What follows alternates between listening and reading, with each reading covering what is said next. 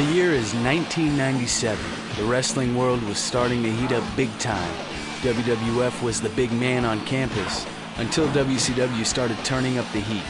Wrestlers like Macho Man, Hulk Hogan, Lex Luger, Kevin Nash, and Scott Hall all jumped ship to WCW for bigger and better contracts. And with that, the competition got thick. The start of the infamous Monday Night Wars. During this time, the next-gen consoles were running strong and showcasing their 3D capabilities. WCW hadn't released a wrestling game since Super Brawl on the Super Nintendo, and WCW vs. the World would be the first in a series of games that were made by THQ for the new consoles. The gameplay is the basic engine of what would later be fine-tuned and used for WCW NWO World Tour and Revenge. But this early version of that grappling system feels clunky and laggy. Everything is delayed. It still feels better than games like Nitro and Thunder. It's decently easy to pick up and play, and doesn't leave you searching for button combinations to perform a move. There's over 50 wrestlers to choose from. Problem is, only a few of them are actually WCW wrestlers. I mean, there's a shitload of real-life Japanese wrestlers that they simply changed the names of due to copyrights. This pisses me off. I mean, this was 1997, and the NWO was running strong. So, where the hell is Hall and Nash? Where's guys like DDP, Harlem Heat, Chris Jericho? This just seems extremely incomplete. I mean, I don't want to play as a bunch of Guess Who wrestlers that I've most likely never even heard of.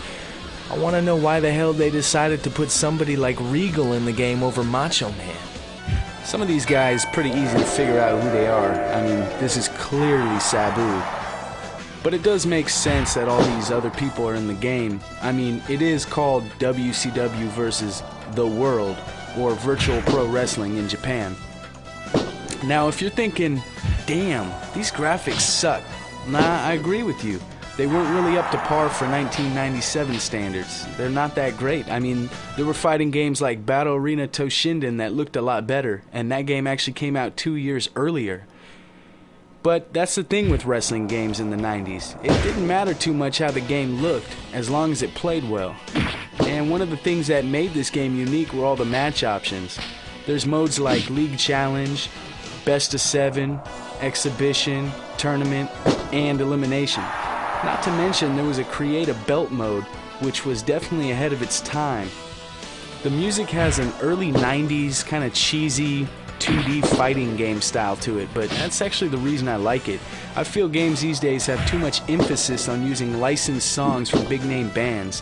Back in 1997 that wasn't really common, and you got more original music like what you got in this game. This game definitely isn't a bad game.